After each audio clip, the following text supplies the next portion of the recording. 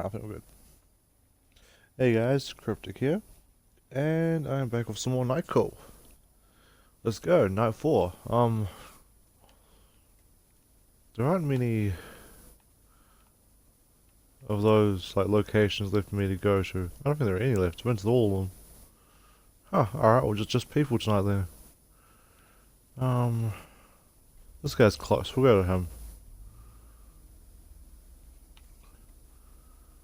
A woman is walking her dog. The enormous greyhound with long pale coat. She doesn't... something... Alright. Sophie and Mark Veterani? Well, they're going to Polaris Royale. You stop in front of La Paris, a famous Michelin-starred restaurant. The next two passengers are extremely well dressed, expensively so. The man gives you an address and turns off aside toward the woman. You start driving as they converse in the back, conversation filled with moments of silence. That's why I think you should do Jean-Luc's collection. Jean-Luc. Jean? Jean? No. Jean-Luc only wants me to do his collection to annoy you. And it's not working. I couldn't care less about Jean-Luc. He is utterly uninteresting. What matters is that he asked you to do his collection. It could be your big break. They speak in cordial tones, but you can hear other notes hiding behind the words. I don't believe I need you to point out what my big break might be. Jean-Luc won't last long, and I would just as soon not be on his team when they show him the door. You and I both know exactly how this works. A house like Jean-Luc's will never promote someone who comes from a beheaded team. True enough. Therefore, I'm not going to work with Jean-Luc. Luc, I don't know. She clenches her jaw, giving her face a harsh, intransigent look for a second. As you wish. He doesn't budge, like he's made out of stone. Yes, thank you. Silence. They look in opposite directions. Suddenly, the woman leans over to you. Could you please turn up the heat? I'm freezing. Sure, I'll turn it up a bit. A warm breeze floats through the car. Silence fills the cab. The two passengers ignore each other for a while longer. Mark? His answer is a barely audible mumble. Yes? I think we should call it quits. He slowly turns towards her. I was thinking the same thing. I'm tired of trying so hard. Even more tired of seeing you try so hard.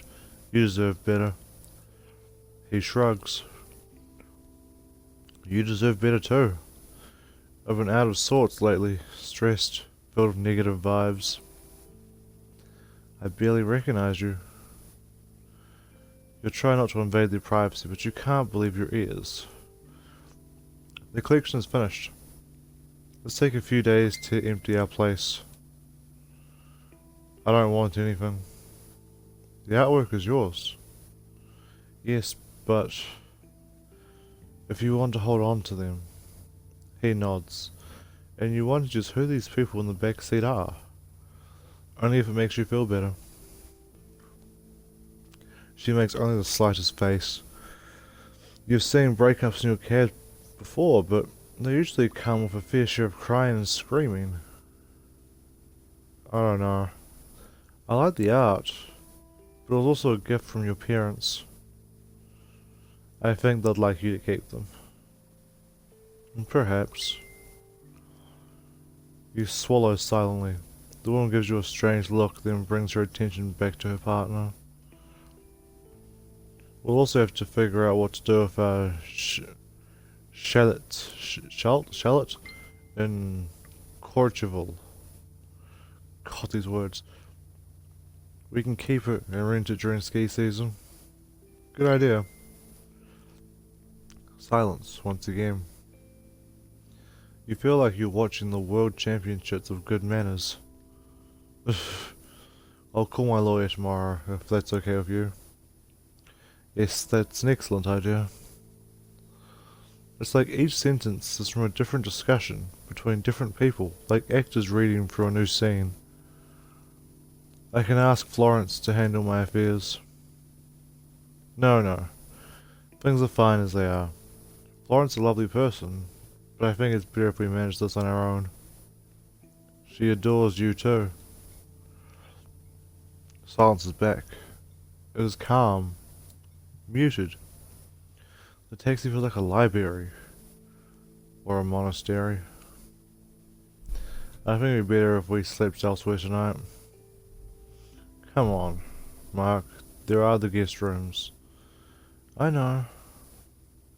He leans over to you, his voice distant and cold.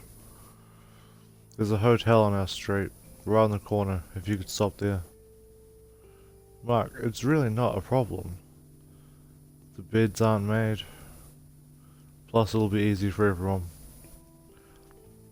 They look at each other. Whatever you want. It doesn't bother me, you know. Fine. Let's do that then. A rather brutal pause ensues. You can come get your things now if you want. It's no bother. He shakes his head. Shakes his hand. Don't worry about me. More silence. You keep driving and say nothing. When you turn into this street, you'll immediately see the hotel they're talking about. Luxurious is an understatement. Small, discreet, but luxurious nonetheless. You pull over. I'll call you tomorrow, around 10, so I don't bother you. She smiles calmly.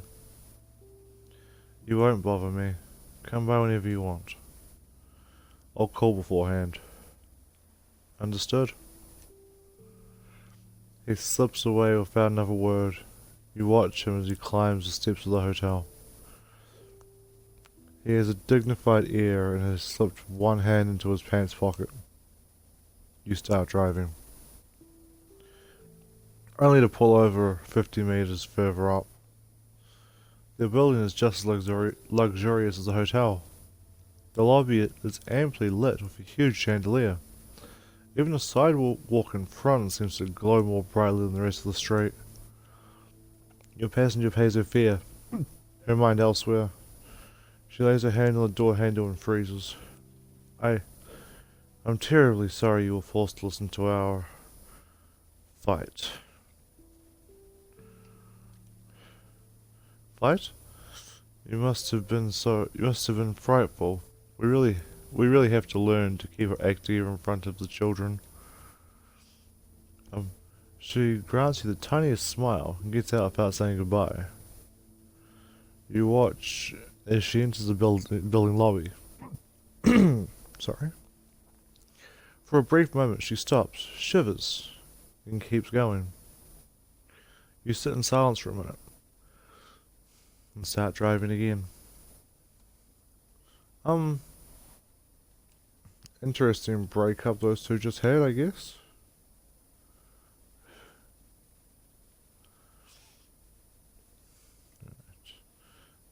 Have we seen this two before?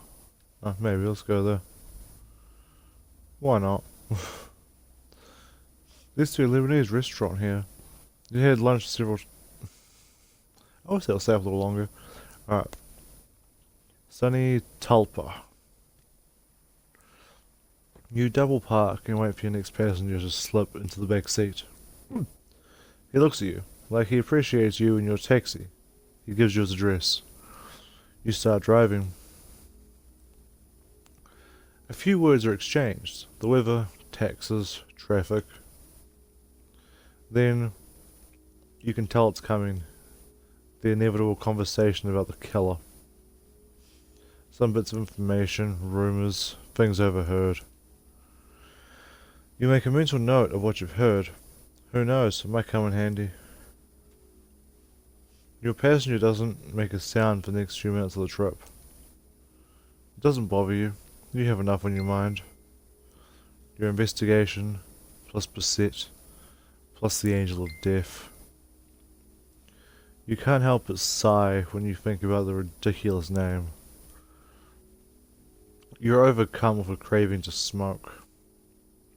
You nod slowly and glance at your passenger. Calm and still, he seems far away. Everything okay? Yes, thank you. He slowly turns his head towards you and gives you an odd look. Like he is disappointed you're talking to him. He watches you closely for another minute, then turns back to look out the window. You keep an eye on the road. The silence becomes heavy. All of a sudden, you feel a strange sense of camaraderie with your passenger. You look at him quickly in the rearview mirror. He doesn't look familiar at all, and yet it's like you know him. A second later, the outside light shines on his face. At a weird angle, it looks like he's smiling. A few seconds later, you drive down a street. He straightens up a bit. You park in front of the number he gave you. He pays his fare without a word. The door opens slightly and he smiles at you. You can tell it comes from the bottom of his heart, despite how uptight he is. You're really a swell guy. You weren't expecting that. By the time you collect your thoughts, your passenger's already far away. He disappears into a building. A moment goes by before you turn the key in the ignition. Well, that was not a very interesting trip. I mean, apparently we got information they didn't know about. Alright, well, this is glowing. This seems important. Let's go there.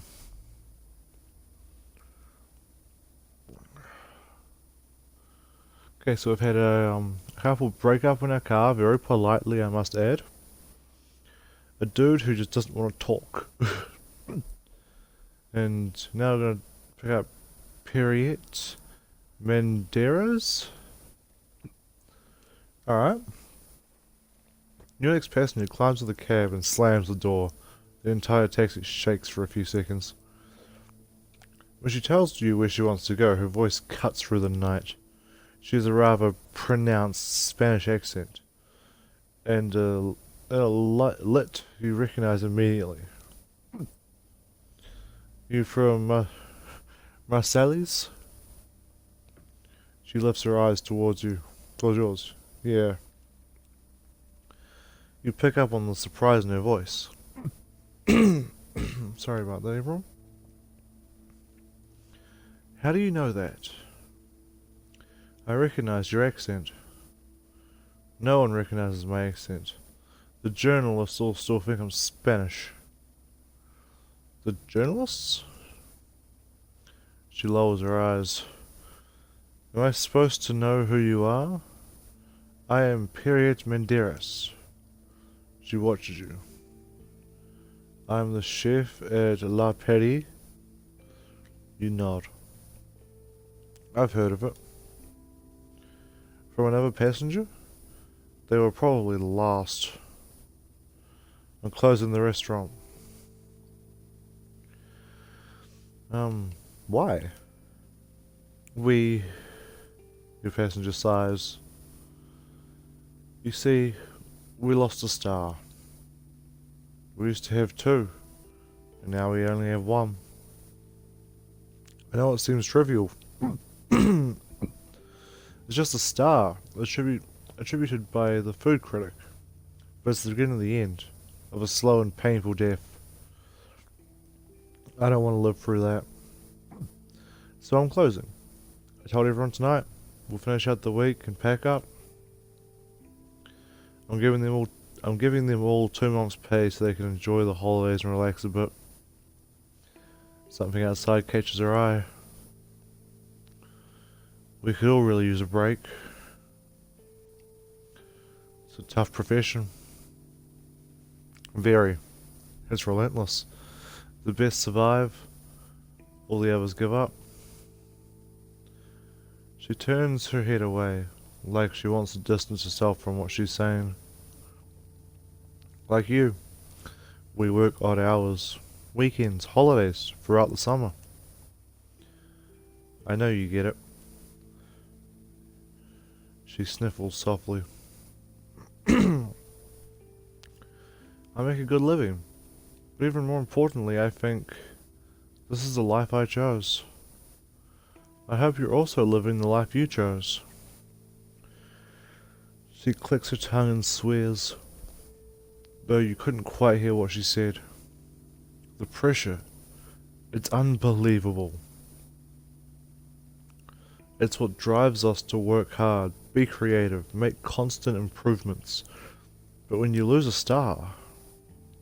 She takes a break. A much needed one. Her voice was about to crack. Your whole business falls apart when you lose a star. All your doubts come back to haunt you. No matter what you do, it's a losing battle. If you try to maintain the quality of your establishment, they call you blind and incapable. If you try to make real change, they say you are not serious, that you're unstable. Her voice is no more than a whisper. That's why I'm closing. No more energy. No more desire. No more give a shit. She shrugs. She looks out at the road going by. Are you going to change professions? Me? Change professions? She has a delightful laugh. Never. I started cooking because I loved fish and seafood. I'm not going to stop because of all this. All these moronic Parisians. I'm going to get back to cooking in my kitchen and making the food I want to make. The sea contains such beautiful things. I want to go back to fishing. You see? Digging my hands into fish. She pauses. You notice the frankness in her voice. She talks to you like a friend. You're from Miss Marcellus too. Is that it? You nod. Whereabouts? Hesitate. Hesitate. I thought that was the name of the place. Oh my fucking god. Hey, it's complicated. She looks away. Sorry if I'm too curious. I guess I can tell her. La Timone. Your neighborhood. Your children. Your passenger makes a little noise in reply. Not the best neighborhood to grow up in, I imagine. What with the highway right there? She sighs for a second. You can hear the highway buzzing by over your head. Cars going back and forth, day and night. Although, not the worst. You're not far.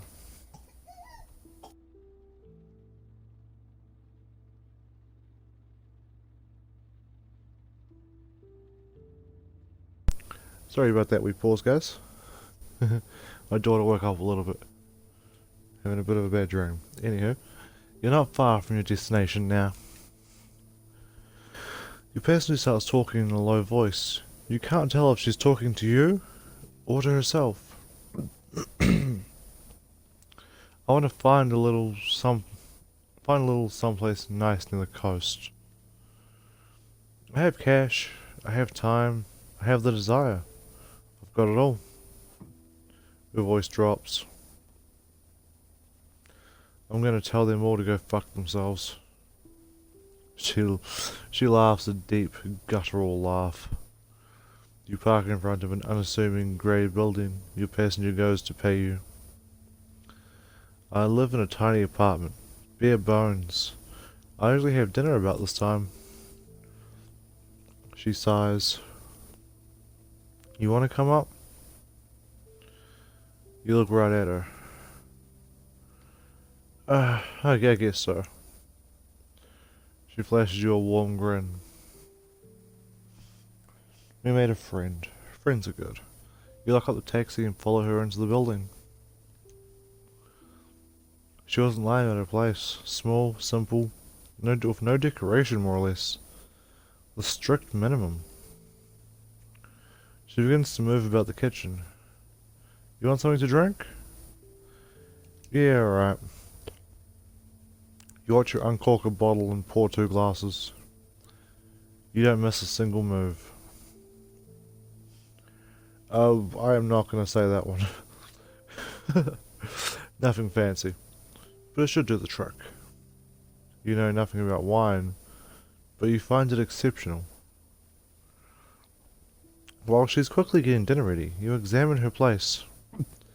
Nothing suspicious yet. It looks like a place owned by someone who works a lot. It's the perfect occasion to rummage around a bit, but you're worried about Lee leaving her alone. I'll just watch. She continues cooking and making chit-chat. Her voice sounds tired, but her movements are very precise. I don't suspect her, so there. It's ready. You watch her hand as she prepares your plate. Soft, efficient, in control. She's a pro. She pushes the plate over to you. A ruby-coloured tuna fillet. Cooked on one side, raw on the other. Capers, carrots. A white vegetable you don't recognize. Oh, that's candied pear with ginger. Actually sounds pretty good. You taste the dish. Refreshing. Light. A bit spicy. You never usually eat anything this exquisite. You see a shimmer in her gaze. She seems happy. An hour later you go back downstairs. For the first time in months, you feel calm. Your head is spinning a bit. Just the right amount. You hold tight to the steering wheel, and there are achievements popping up. I can't read that. Sorry guys. You hold tight to the steering wheel for a minute before driving off. No tip, but I got dinner.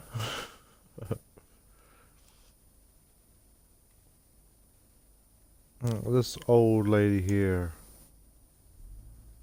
She's nice and close. We'll go there. Elf. Alright. The passenger who's entered the cab makes you feel immediately uncomfortable. Hard to say why exactly. Perhaps the smooth, plastic set of his features. Okay, I thought it was no woman. Or his odd appearance. A mad assortment of mismatched clothes. Good evening, good day. His shrill intonations, whatever, are offensive to your ear. Tell me, good fellow and driver, would you be so kind as to take me to the Rue Perichon, number 96. As he speaks, you can almost hear the deeper accents of what seems like a second voice. Sure. You nod slowly and start the car, casting an anxious look in the rearview mirror every so often. Sorry to bother you and disturb you, but I was wondering if you'd be willing to answer a few short questions and queries. Oh, sure. Thanks for opening up to me and for being open-minded too. Good day and good evening. Do you think that building roller coasters is a normal thing to do? Their questions send you for a loop. It wasn't all what you were expecting. What? Apologies, sir. Apologies. Sorry. Perhaps my query and questions weren't clear. Let me try again. No, it's fine. I understood the question. It's just that, um, yeah, I'd say it's normal. You could say it's normal and natural to build contraptions that make you fear for your life and panic. Well, when you put it that way, maybe not. Your jaw drops. No, that's not what I meant. What I meant to say is, we like taking risks. Giving ourselves a scare, and roller coasters are a way of doing just that. Safely. Your customer literally goggles at you. Interesting and fascinating. Thank you for sharing. What's with this guy? Who is he? Good, oh my god. Good day and good evening. Oh, is this thing even human? Why have you yet to colonize the satellite you call the moon? Is he an alien? He pauses momentarily, and you try to connect the dots. Not you, personally, of course, but you as a species. Okay, he's definitely not human. And who are you? I'm just like you. No more, no less. A human being. Sure, I believe you. He stops, weighing his words carefully before going on. I cried and wept, just like you did when Rose and Rachel got married. Ross. Ross and Rachel. Okay, it's a Friends reference. Are you convinced that I'm one of yours now? Ross and Rachel? That's right, Ross and Rachel. From the show Friends, broadcast in the United States and NBC from 1994 to 2004. They are your friends, aren't they? Aren't they everybody's friends? I wouldn't know. I don't watch series. Your passenger jerks to attention. You never watched Friends? You agree with a nod. And you say you're human? Even I and me myself watch Friends. Sorry to disappoint you. There are funny noises coming from the folds of your passenger's coat, as if a ferret were hidden inside. No worries. It's me. I'm the one who got all worked up and annoyed. I shouldn't have. This is your car after all, and I'm a visitor. I'm gonna say you're a visitor in one way. You changed me to passenger, there we go. Right, yes. Customer, passenger, not visitor. He manages a laugh. A series of wheezing ha-has, that is. I'd like to ask you one question. Good day and good evening. God, the design for him is also kind of creepy. Why is your own individual freedom more important than that of your species and community as a whole? You examine your passenger closely. Because we're selfish. I guess quite a lot of human beings are, so we always put our own interests first. We're made that way. A pause as your passenger rights his posture off a movement of his shoulders. You are surprisingly honest and frank. I know the people who live in this city. I could count the number of people willing to make a sacrifice of a person's well-being on a single hand. Suddenly you're unable to speak, as if the words are trapped inside your throat. Your passenger on the seat behind you gives you a dry smile, as if he knew exactly what was going on. Thanks. He stops short. He doesn't actually pronounce your name, but you seem to hear what he's thinking. Sorry, I forgot. You didn't want that information and knowledge to get out. You absently pull up to the address he had given you. Your passenger hands you the fare, and then some. Meeting you and making your acquaintance was a memorable experience. Adieu. He exits the cab. You are still paralyzed, but you don't panic. Your body seems to know what's best. You can sense your muscles relax. A minute later, you let go of the steering wheel, and the paralysis has ended. You take a look at the side door window, a quiet and Parisian neighborhood. Utterly uneventful. Not as swanky as the rest of the 16th arrondissement. Your customer has vanished into thin air. You sit there a moment longer before making up your mind to leave. The sooner you pick up a new passenger, the sooner you'll forget that guy. You see, I'm about 90% sure that was an alien pretending to be a human. Oh, you know, glowy yellow one. Let's go here. These ones usually seem to be pretty important, so why not?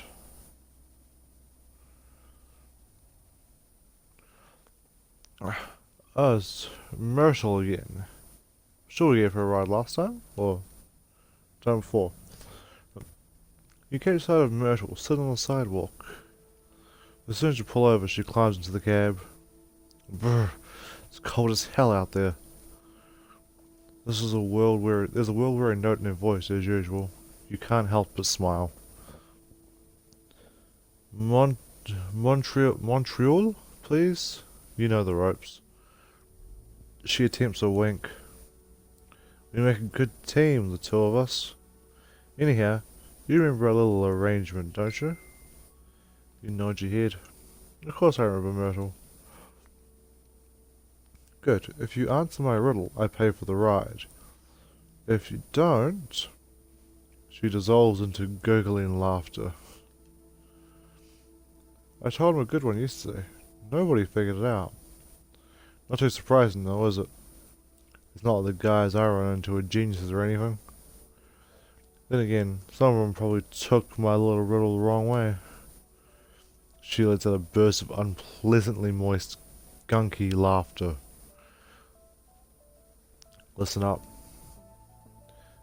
She leans forward, opens her mouth, then freezes. But only for a moment. My pocket is empty. There's something in it. Her mouth spreads into an exultant grin. God, words. You see why the other guys didn't like it too much. Because the empty pockets, they know all about them. I have a burst of laughter, and an unpleasant gunk. You should have seen the look on their faces when I told them the answer. She stopped short. Hey, wait a second. You have to get the answer all by yourself. I'll tell you the riddle one more time, in case you weren't listening like you should have been. My pocket is empty, but there's something in it. Go ahead, I'm listening. An empty pocket, something inside. Empty pocket. Moving pocket has another meaning. Maybe it's air. No, it's too dumb. Her hand? Pretty twisted, but that could be it. A hole. There's something, but at the same time it's empty. I want to guess it's a hole. You turn it over in your mind, your eye fixed intently on the road. You can hear your passenger settling in more comfortably in the seat behind you. Well then, what do you say? I'll say it's a hole. What the? How did you guess? Well, I just thought it over, Myrtle. You're good. You can sense the disappointment in her voice. Or maybe it's because you have a hole in your pocket. That's how come you figured it out so fast. You smile. I'm a smart guy, you know. So why are you a taxi driver then? Her tone is friendly. For one thing, it's a real job. It takes brain power. You need to know all the streets, the shortcuts.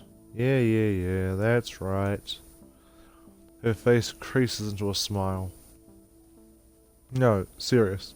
I'm just messing with you. You're a smart one, that's all. Her voice grows suddenly hoarse. I like that riddle. It kinda comforts me.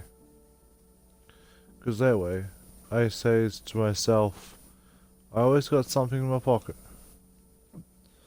The smile on her face is hard to read. She keeps quiet for the next few minutes. But it's not about modesty.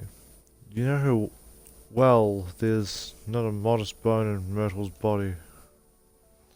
Maybe she just wants to sit back and enjoy the warmth of the cab and the hum of the engine. In any case, you eventually pull up to the address she's given you. A dozen or so homeless people, men for the most part, are smoking or lollying about in front of the shelter. You notice some are sporting coloured armbands, probably non-profit workers or something. There's a large table near one of the entrances, volunteers handing out blankets. She hands you the fare. Here you go. The tone of her voice is cool and authoritarian. I don't need that. I don't need her money. So that's on me. That was a really good riddle. You sure? I'm saying so because I am. Myrtle. Because I am sure, Myrtle. You don't need to tell her twice. The money vanishes into her pocket before you can say Jack Robinson. I thank you for everything. She exits the cab, her shopping bag dragging behind her like a dog on a leash. You start the cab almost immediately. A hole in your pocket. A good metaphor of people who have lost pretty much everything. At the next red light, you slip your hand into your pants pocket. You run your index finger over the seam. There's a tiny hole in the fabric. Make the hole bigger. Your nail plucks at the fabric until the entire finger pokes through to the skin, causing your leg muscles to twitch. Light turns green, take your hand out of your pocket and shift into gear.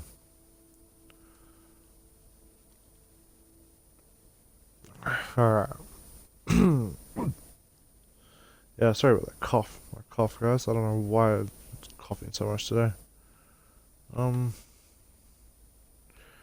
want to go to this one. I don't care how far away it is. I'm going up there. That looked like a robot. We've had an alien, so now let's go give a robot a ride.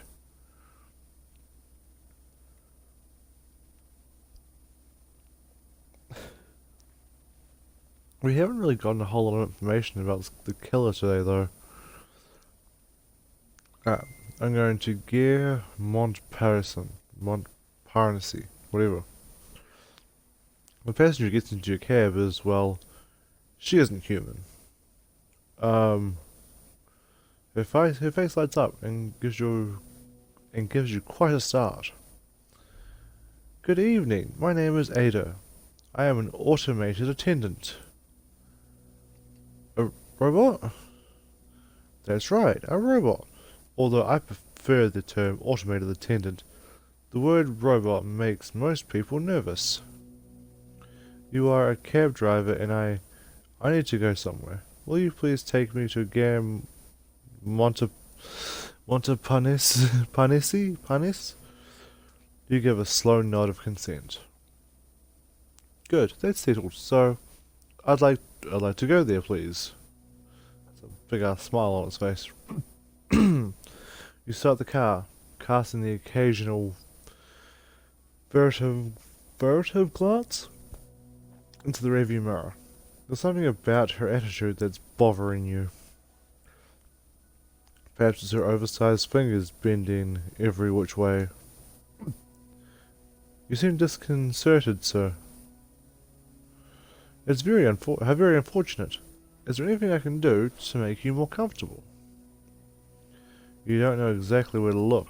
Her screen, the face in her screen, her hands. Ask how she guessed. How did you know that? That I make you uncomfortable? She literally takes the words right out of your mouth. Amazing. You swallow hard, which only adds to your discomfort. She picks up on that too. I'm sorry. I'm programmed to prompt response. Apparently I answer a little too quickly. Please accept my apologies. I'm equipped with 40 different behavior detection sensors, which allow me to identify and analyze your response. Voice, temperature, diluted pupils, sweat, body odor, and so on. The list is long. Is there anything else you would like to know? Where are you from? Where are you built? Designed? Oh, sorry, I did it again. I apologize. The flash of her screen seems to indicate she's sorry. I was designed and programmed by at the Marie Curie Institute by the team of researchers of diverse culture and ethnic backgrounds, including... She starts reeling off a list of names of people you've never heard of. The list is in alphabetical order. I'll let her finish. When she starts the list, a full 60 seconds later, you can feel your eyelids start to droop. That sure is a lot of people. And I think highly of each and every one of them. They are all experts in their respective fields. You stiffly yawn. Oh god, no, I'm yawning. I'm sure they are. Except for two who spend far too much time in the storeroom. But I would rather not reveal their names because my senses tell me they are having extramarital sex.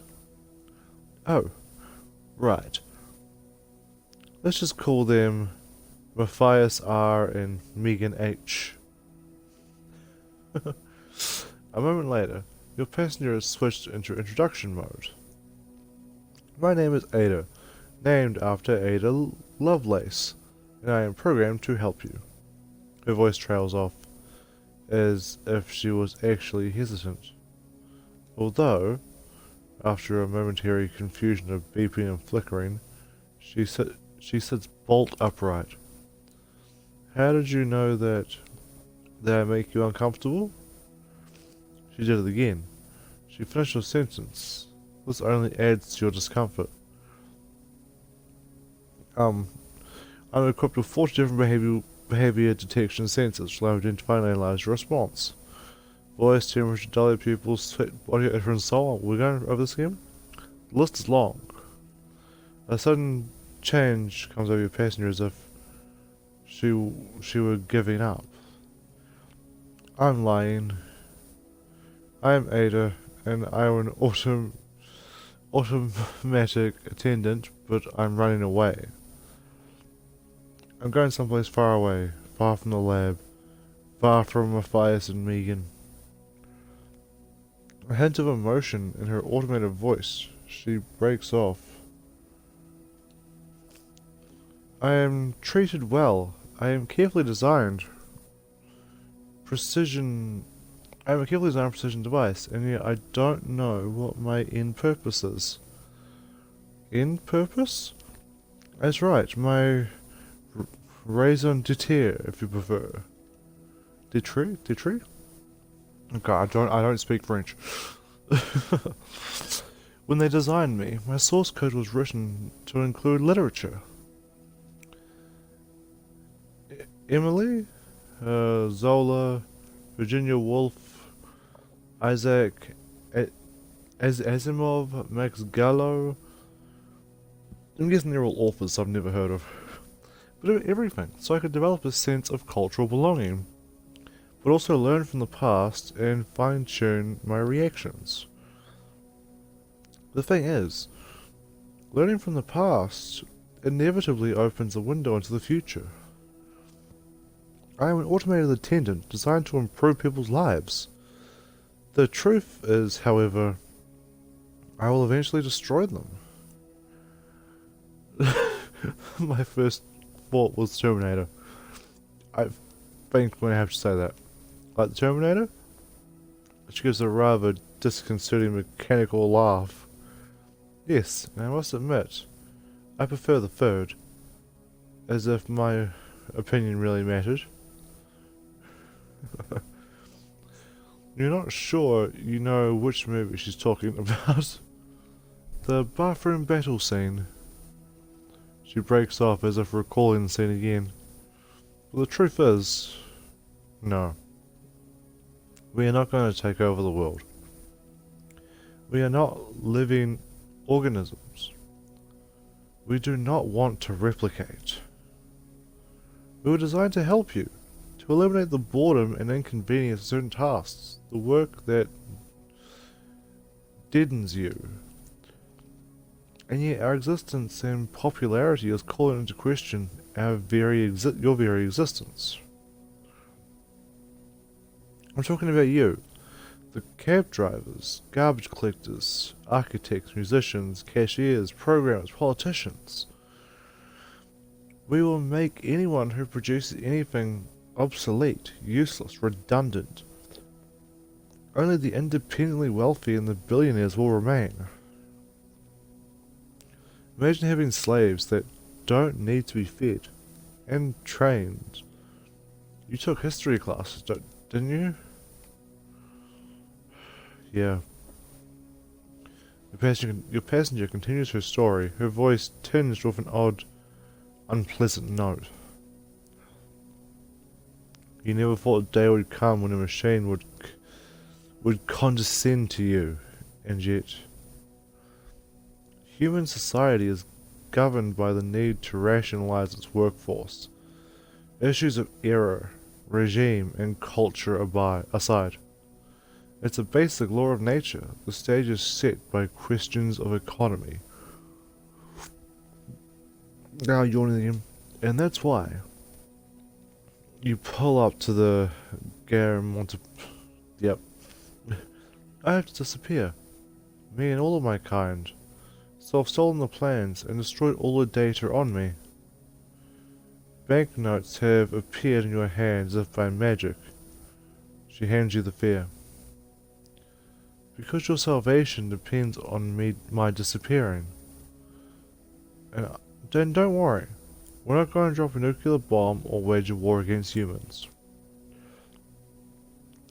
It would be way too costly in terms of energy. Just another Hollywood fantasy. And almost imperceptible note of sarcasm has crept into her voice. Well, anyhow, goodbye and good luck to you. Don't forget what I've told you about us and start investing in your own. The machine climbs out of the cab and makes its way over to the station. No one seems to notice her. A moment later, she's gone. You sit there a while, unsettled, on edge. At times like these, there's only one thing to do. You roll down your window. The cold air of Paris bites your face as you gulp it in the fine particles of diesel exhaust. You start up the cab. Well, that was an interesting ride. I don't know if we have time to do another one, but I'll try. Try to drive over to this dude.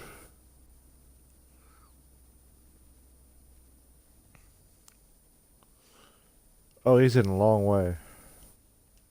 Sure, we can do one more. Your next passenger is alone and waiting for you on the sidewalk. She gets in the cab and whispers, "Hello." There's another achievement pop up. Go away. She has no handbag or suitcase, just a small handmade sign with an Indian name printed on it. Charles de Galou, please. She is young, with a soft and slight accent. Her face shows no emotion. Her fingers play with a small gold chain around her neck. It is the only piece of jewellery she has on. You drive, glancing back at her from time to time. Her head seems to be elsewhere. Everything alright, miss?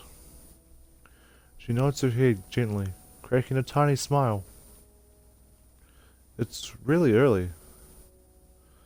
The first planes to come in are the worst. Everyone is exhausted and half asleep. Yes, exactly. And she sighs. I must confess, I don't really want to go there. A tiny smile lights her face up for a split second before disappearing. Yeah, family? My future husband. Well, future. I've never even met him. Her accent suddenly becomes stronger. You know this habit well. Just before confiding in you, passengers tend to relax into their natural accent. I'm sure he's a great guy, as they say here. Sadness appears in her voice. But I don't know him at all. My parents chose him. It's crazy, isn't it? Are you shocked? Sorry guys. I guess so. A sad smile washes briefly over her face. It's tradition. Or at least it used to be. Our parents are a bit old school, even by current standards in India. I chose to study here, and not in England like my sisters. She flashes a smile. I fell in love with Paris and decided to stay. I almost never go home. Actually, this is home now. Anyway, my parents insist I meet him. He decided to make the trip, saying he had a meeting as a pretext. I guess I'll just make a joke. It's hard to hold it against them. It's understandable from their perspective, I mean. It worked for them, right? You sense something bubbling up. Anger. Before she freezes. Some people refuse to let their emotions out. She slowly regains control of her body. What, day trips would you recommend outside Paris? Nearby? She nods. Versailles. Of course. It's really beautiful. Definitely worth it. Her face lights up. Oh yes, perfect. I'm sure you'll like that. Or there's that one. There's a huge park. Very wild if he likes hiking. I don't really know. She smiles shyly. You prefer to say nothing. The airport is not much further. Something about the young woman makes you feel uncomfortable. She looks as if she is about to scream, but is holding it in. Time passes and silence fills the cab. Which terminal? Your question startles her. Terminal C. 2C, I think.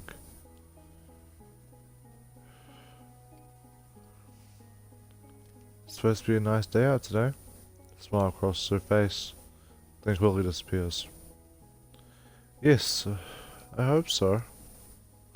Thank you.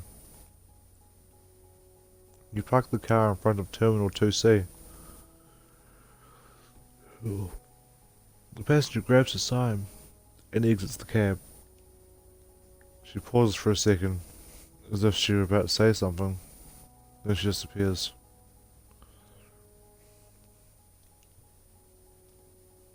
I don't even know if I'm making the right choices here. Yeah, okay, about to say, time to go home. I met a lot of people. We don't need the recap. Oh man, I lost more money.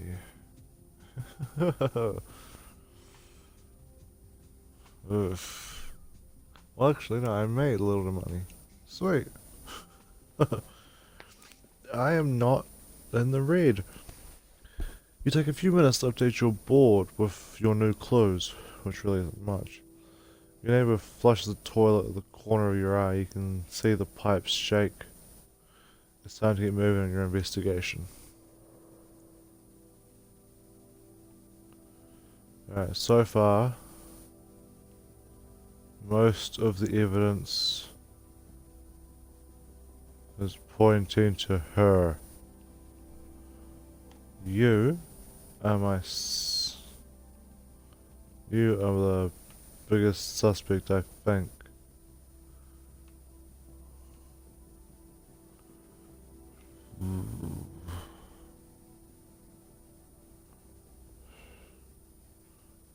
Yeah.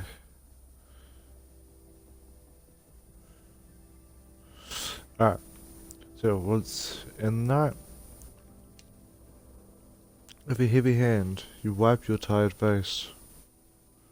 You lie down on the sofa bed. Its frame creaks. The events of the day run through your head. The streets, passengers, faces, their problems.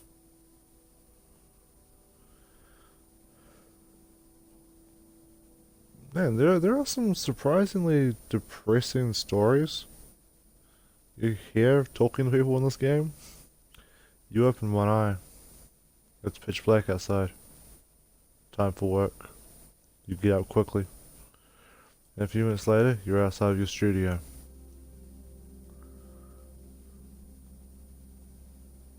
Alright, here we go, guys. Up to night 5. But I am going to end this one here. This was a very strange night. With some very strange passengers. Yeah, I really don't know what else to say about that. We had an alien, we had a robot, we had the nicest breakup ever. Oh, and that was all one night. But anyhow, if you guys enjoyed the video, make sure to leave a like. Feel free to leave a comment down below. Tell me your thoughts on this game. And as always, if there's any games at all you want to see me play, then just let me know in the comments, and if I can, I'll play them. I'm happy to play pretty much anything. And if you guys do want to see more videos in the future, make sure you subscribe. Other than that, I'll catch everyone later.